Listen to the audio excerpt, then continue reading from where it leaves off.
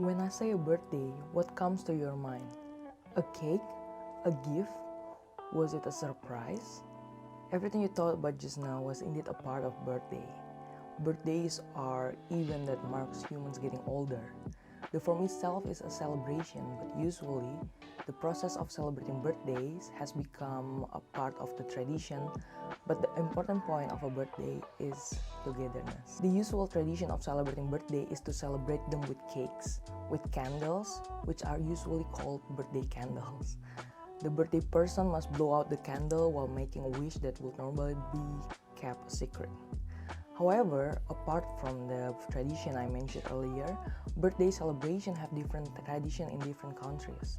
For example, in China, birthday celebrations are usually carried out with a large family eating noodles together, and the birthday party must pull the noodles from the plate as long as possible as a sign of the length of the noodles, which is a form of long life hope. It's different in countries like India. If you follow religious traditions, which are generally Hindu beliefs, birthday celebrations are carried out by holding worship ritual with the family and praying to the gods to bless the person's new age. As an Indonesian, I became interested in finding out what birthday traditions are in Indonesia.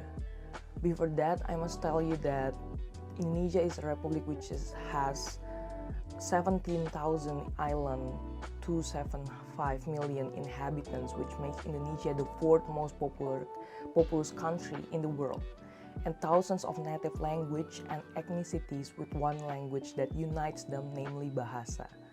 With that, I know that there are many traditions like birthday in Indonesia. Most of the forms are the same as the example in India that I mentioned, namely rituals, but after a while of searching, based on personal experience, I found the most famous and unique birthday celebration in Indonesia are this.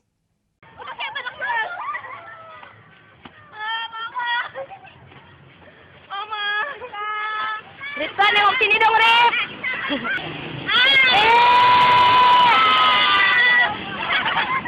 Ayo deh, tiup lilinnya.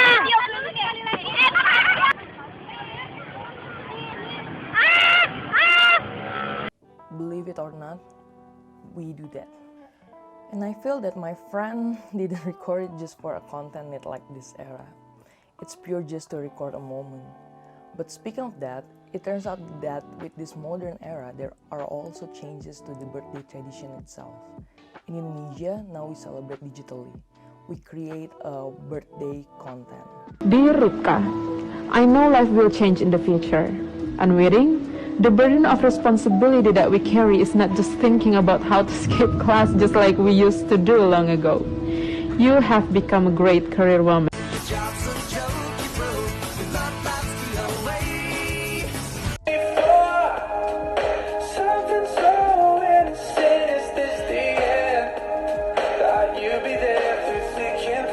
It all started with a social media platform called Instagram, which first entered Indonesia in October 2010.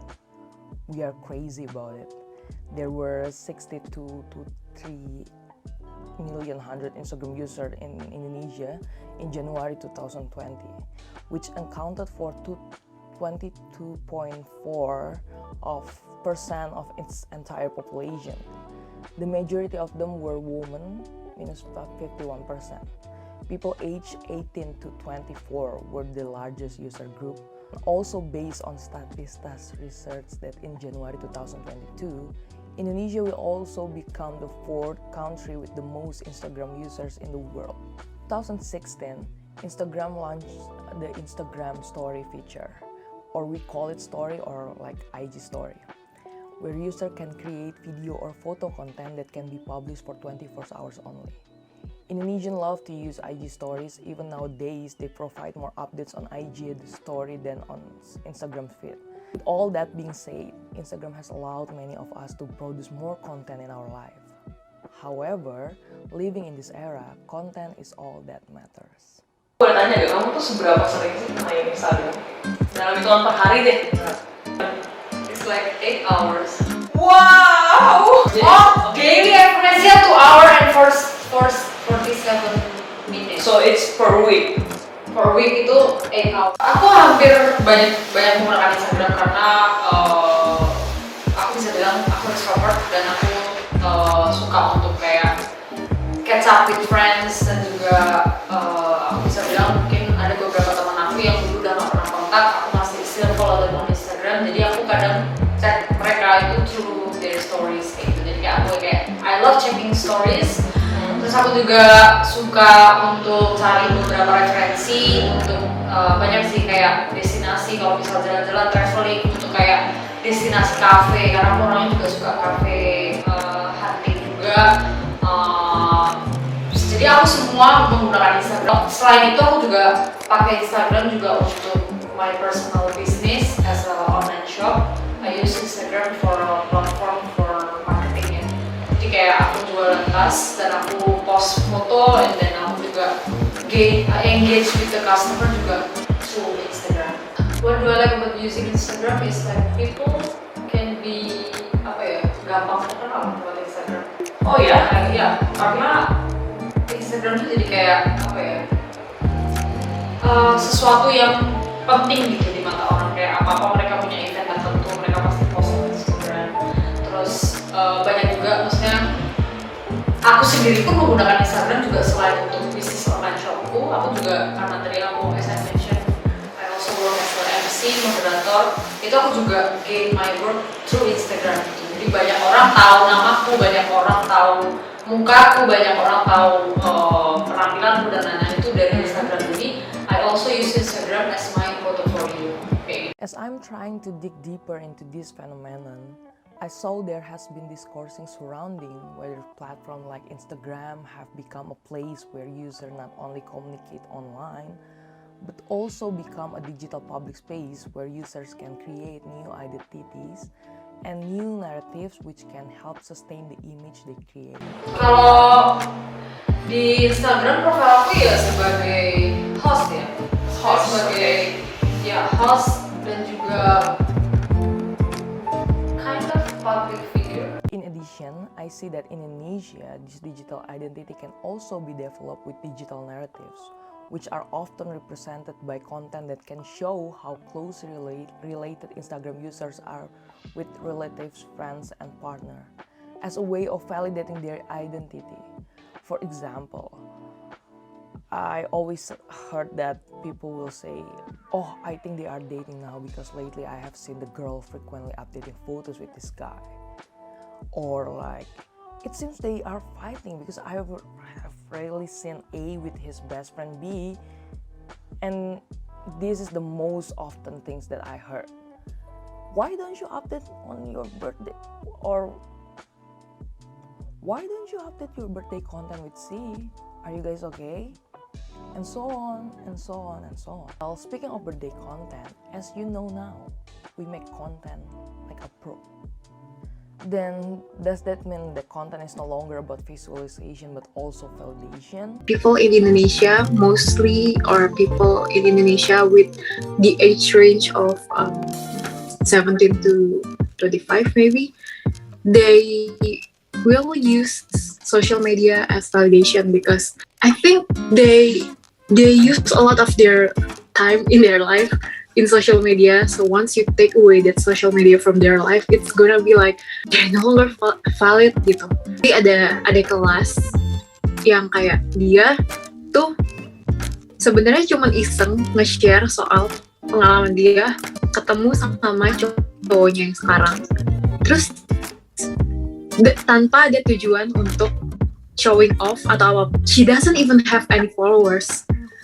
She just want to share about her experience, atau mungkin dia cuma mau kayak bikin satu video khusus yang dia bakal share untuk dirinya sendiri, maksudnya untuk dia lihat nanti suatu hari nanti.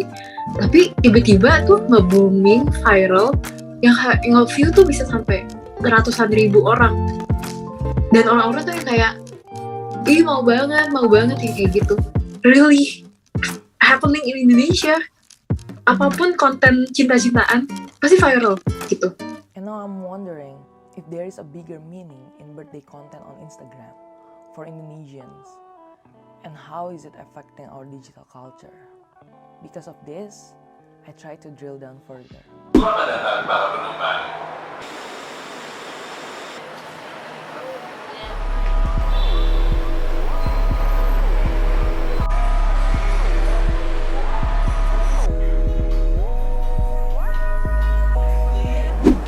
Hey guys. Hi guys.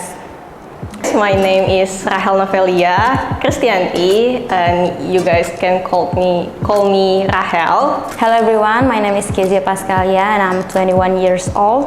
I'm just gonna tell you my best friends that we've grown up together.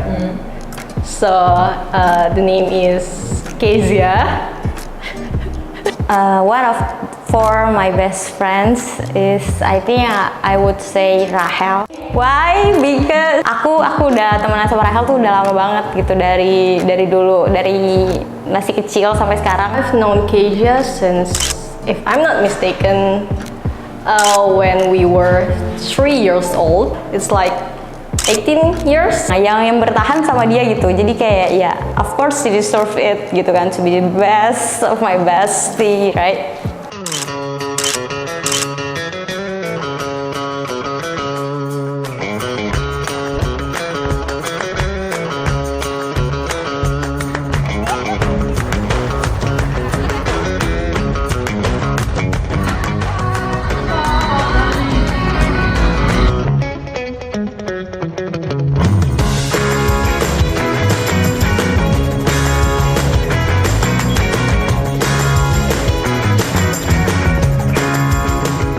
Kezia is a fun person, a really fun person. She can liven things up, and yeah, I'm so grateful to have her in my life, and we can do silly things together. We laugh together, and we goofing around together. On the other hand, we can have a serious chat. Yeah, she is just like amazing, a really fun person to be with. Yang basically kita bener-bener jadi bestie itu kayaknya sejak SD atau TK ya, SD, I think SD. Karena dulu aku suka main ke rumah Rahel, terus di sekolah juga kita main bareng deket gitu. Jadi ya, that's why she's my best friend until now. I don't know why. Kira-kira kalau Instagram kamu tuh menganggap kamu sama Kezia ini kayak bestie goal banget gak kalau di sosial media? Kayaknya sih enggak sih, enggak. Maksudnya orang-orang enggak menganggap kita bestie goal juga, karena aku sendiri juga enggak menganggap diri aku sama Kezia ini bestie goal. But sometimes aku dapet omongan gitu, karena kita sering kalau pergi tuh biasanya sering liburan gitu kan, keluar kota.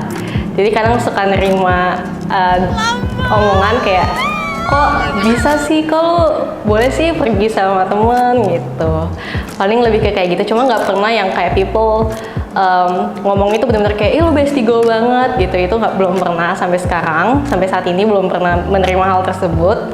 Cuman ya lebih kayak gitu kayak, kok boleh sih pergi sama Kezia kesini gitu. Kok lu jauh banget sih mainnya sama Kezia, lebih kayak gitu. Menurut pendapat teman-teman aku di Instagram, based on my story, jadi mereka juga suka reply di story aku kalau lagi sama Rahel gitu-gitu. Dan mereka of course envy, because kayak aku sama Rahel tuh bisa randomly jalan-jalan gitu. Jadi kayak direncanainnya cuma waktu singkat tapi kita pergi gitu. Dan kita suka bikin video bareng, dan ya teman-teman aku pas yang deket sama aku dan aktif di Instagram, I think mereka pasti tahu aku sahabatan sama Rahel. Kayak kalau aku cerita tentang Rahel terus kayak aku bilang, lo tahu kan Rahel? Iya tahu gitu. Kayak mereka rata-rata tahu gitu.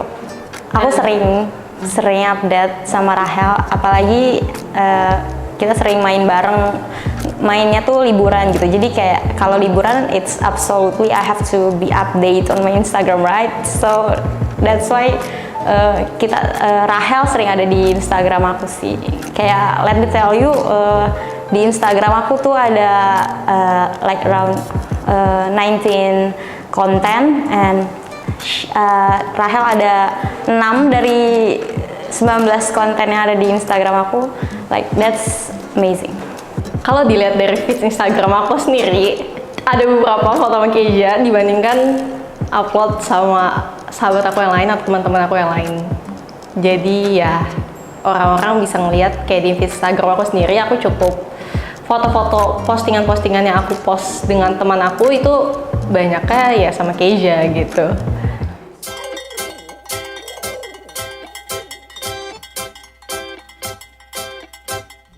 Sekali-sekali gitu kita ngelakuin aktivitas kayak misalnya main ke Dufan atau ya hal semacam itu gitu.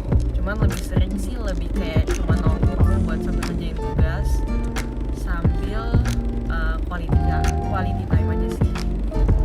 Terus ngonten juga sih. Kayak kalau main sama Rahel pasti ngonten. Gak tau kenapa.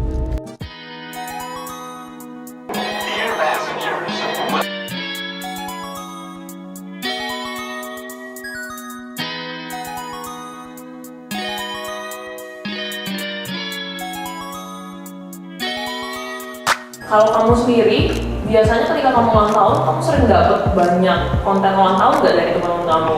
Iya, di ini sih dapat sih. Cuman ya dibilang banyak banget enggak, dibilang sedikit juga enggak sedikit banget. Jadi ya kayak in the middle lah.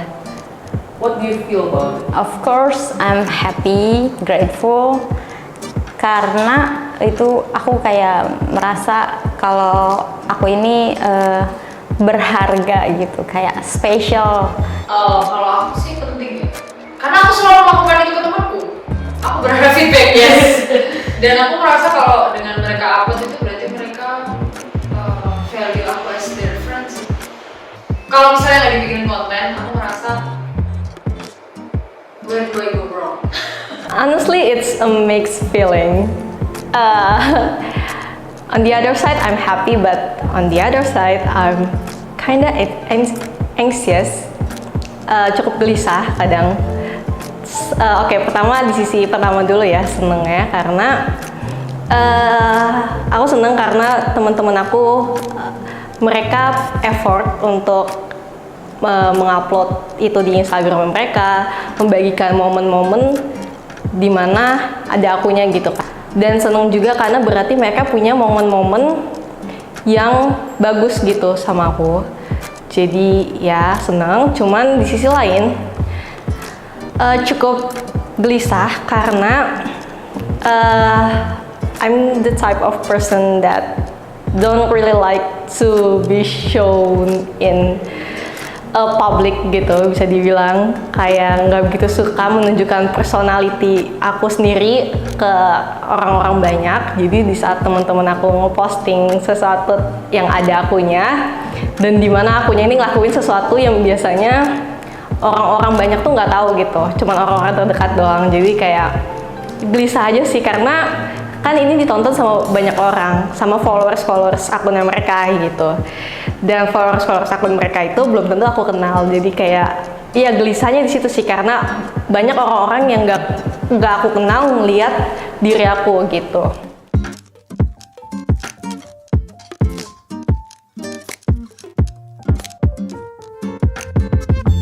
I think the most impressive Instagram stories that I have received is from my sister. Tahun lalu, aku masih ingat banget, itu dia bikin kumpulan video-video aku yang direkam diam-diam. And it's so fun to watch that karena kayak aku ngeliat diri aku yang direkam diam-diam itu kayak what gitu, jadi kayak ketawa-tawa sendiri. Dan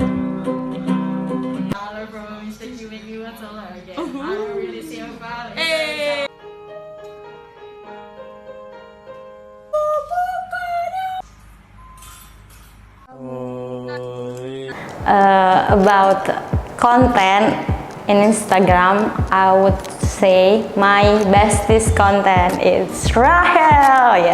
Ya, jadi aku suka. Gak tau ya, itu yang menurut aku paling memorable karena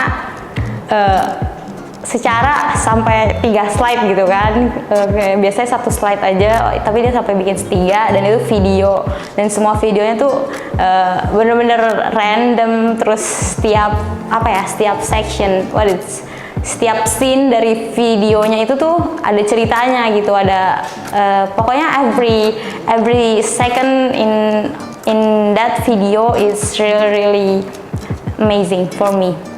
So I'm so grateful. Thank you, Rahel. In birthday content that usually made, I try to analyze the elements to make the unity of the birthday content narrative a representation of the speech to be conveyed. The element that give meaning. There are visual elements, sound elements, or we may call it back sound, or narration, which turn into caption or text, and packaging, namely the editing packaging.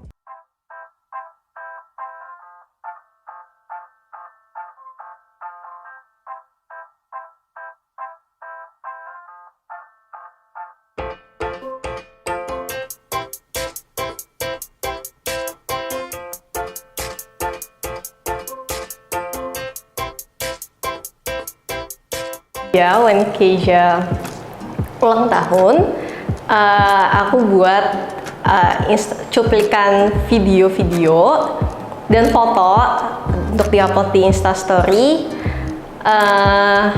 Dan itu isinya itu kumpulan foto-foto dan terus cuplikan video-video di mana kita membagikan momen kita bersama, kita menghabiskan waktu kita bersama, dan videonya itu sendiri isinya menurut aku kejadian-kejadian yang berkesan dan lucu, dan juga pokoknya nggak terlupakan, momen-momen yang tak terlupakan gitu.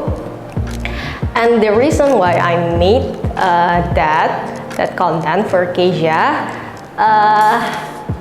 because dia adalah sahabat aku pertama, and I will share our moments together untuk hari spesialnya dia gitu. Dia ulang tahun, jadi aku ingin membuat sesuatu yang berkesan, sesuatu hal yang supaya dia bisa melihat lagi gitu momen-momen kita yang kita habiskan. Khususnya aku bikin waktu itu foto-foto dan video-video yang durasinya itu kurang lebih 1 tahun terakhir ini gitu.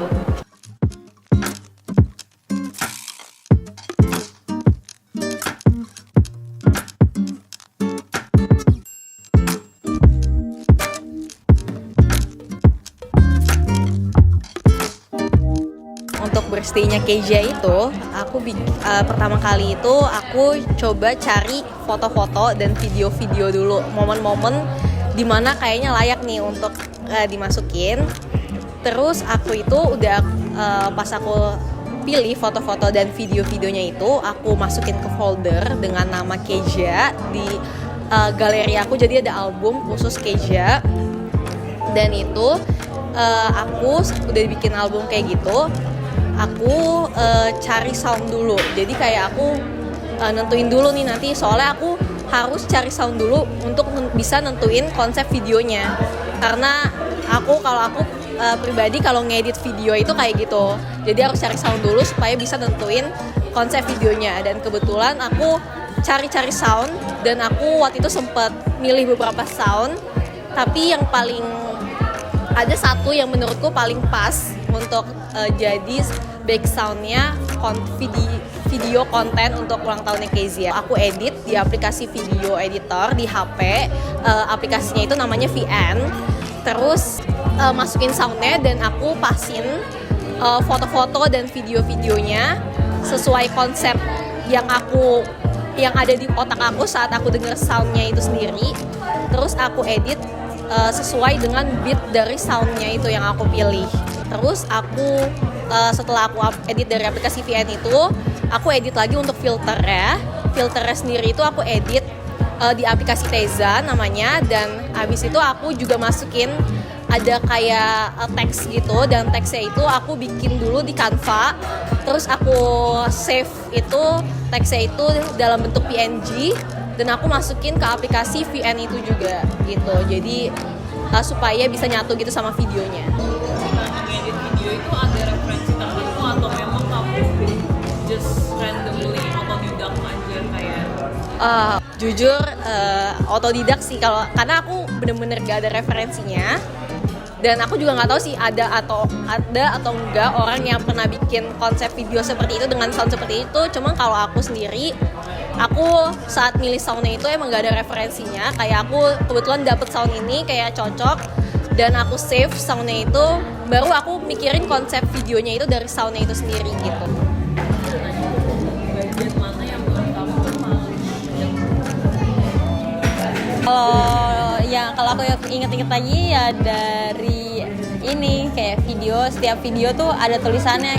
Pastinya aku punya wish sendiri sih dari video aku itu sendiri pun aku juga berharap aku pengen gitu nyampein wish aku juga sih sebenarnya buat Kezia gitu. Jadi setidaknya nggak cuma formalitas, nggak cuma buat orang-orang tahu gitu kalau hari ini tuh ulang tahun Kezia loh, atau nggak cuma itu, aku pengen juga nyampein wish terbaik aku lah gitu untuk Kezia. Ini yang scene kita terakhir yang kita cheers, terus dia bikin tulisan cheers to many years together gitu sih, kayak wow. Ya ya karena berarti itu emang doa dia gitu kan, karena itu doa dia kalau persahabatan kita ya emang bakalan lanjut terus gitu.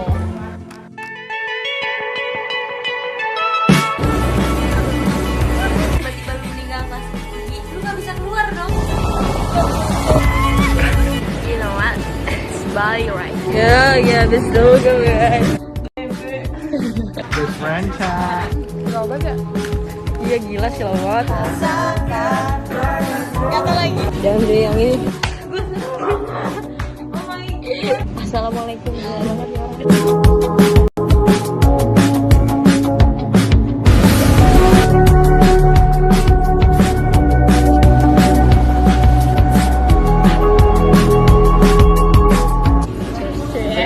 Apa yang kamu benar-benar rasakan ketika kamu membuat konten ulang tahun buat Kezia?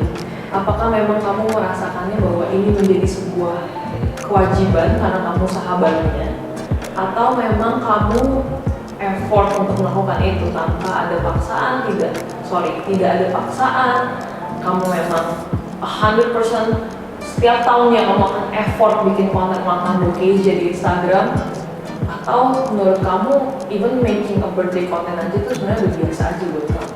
What I feel when I make the content for Kezia birthday, 1 tahun belakangan ini kita cukup banyak menghabiskan waktu bersama. Jadi pas dia ulang tahun, aku pengen ya ngasih sesuatu yang spesial aja sih.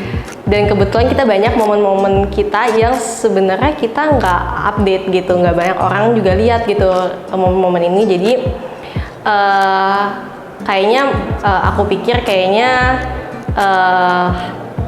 waktu yang tepat untuk bisa nge-share momen-momen ini yang nggak orang lihat selama ini, kayaknya di hari ulang tahun Kezia ini gitu. Jadi aku menjadikan ya ulang tahun Kezia ini juga jadi hari waktu dimana aku bisa ngasih tunjuk juga sih ke orang-orang momen-momen yang pernah kita lewati bareng-bareng gitu. Apa yang benar-benar kamu rasakan? Apakah buatmu memang itu sudah menjadi biasa aja karena kamu tahu Rahel setiap tahunnya akan bikin konten ulang tahun buat kamu? At that time, waktu malam-malam pertengahan pergantian hari gitu, dia bikin aku kayak yang lihat videonya kayak senyum-senyum sendiri, terus kayak yang aku ngulang-ngulang sampai berkali-kali tuh tetap senyum-senyum sendiri gitu, karena ya emang sebagus itu gitu. Terus aku juga mau cerita kalau waktu aku ulang tahun malam aku ulang tahun itu ada teman aku yang udah ngepost IG story duluan gitu daripada Rahel. Tapi back again, cause she's my best friend gitu kan. Jadi yang aku dari post pertama itu I'm sorry, aku hapus dulu. Jadi aku repost yang Rahel dulu. Jadi dia ada di first section dari IG story aku yang aku repost. Baru selanjutnya teman-teman aku yang lainnya, kayak gitu sih.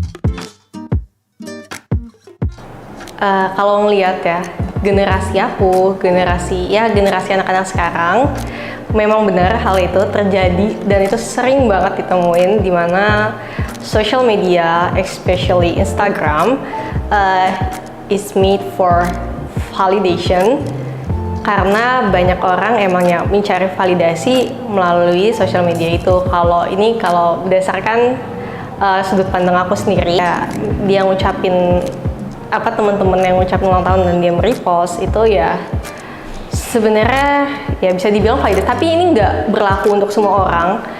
Aku nggak mau menyamaratakan semua orang, tapi memang ada orang-orang tertentu memang yang mencari validasi dari hal-hal tersebut, khususnya salah satunya dari konten ulang tahun yang diucapin di Instastory ini gitu. Mungkin dia punya personal branding, crazy and fun.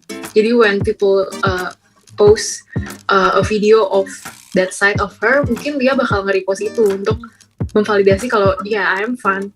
Untuk konten selain dari visualisasi itu juga validasi karena as I mentioned tadi aku menggunakan Instagram itu untuk my personal branding and my portfolio, dan pasti dengan personal branding ada beberapa image yang ingin aku build through Instagram.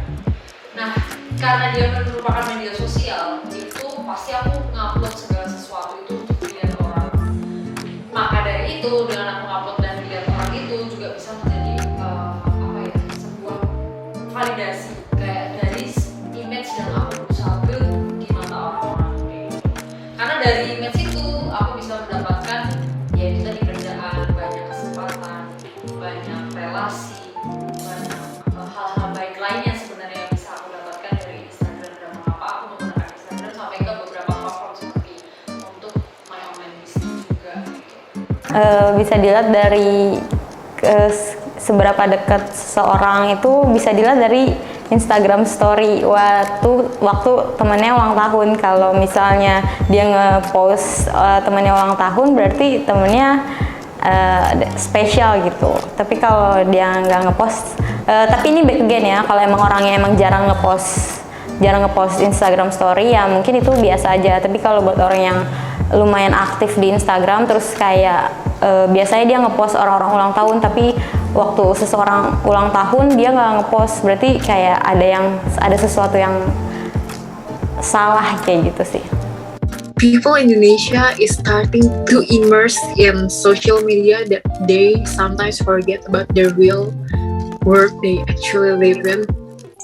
So I think when you start to consume in this social media, you have to start taking a step back and remember that it's just a social media. It's not really the world you live in. So when you want to say happy birthday to your closest friends, just say it in person. And saying it with social media is just maybe a bonus or some not the main thing you have to do for them. I mean, you can actually say it in person, like call or chat and say your wish to them personally, directly, and to post them in social media, that has to be not the one thing you do for them. I mean, try to live in this world gitu. In Indonesia, they use social media as starting to use to think social media is the real world, I think. From this experience and the journey, I learned again that was reminded that humans always tend to be able to express themselves to become matter. In the process of it, I saw that phenomena such as celebrating birthday digitally can be done with different meanings. However, I like to know, do you think that is true? That the content is now usually no longer about visualization but also validation? And for my fellow Indonesians, what do you think? Can this phenomenon change a small part of our digital culture?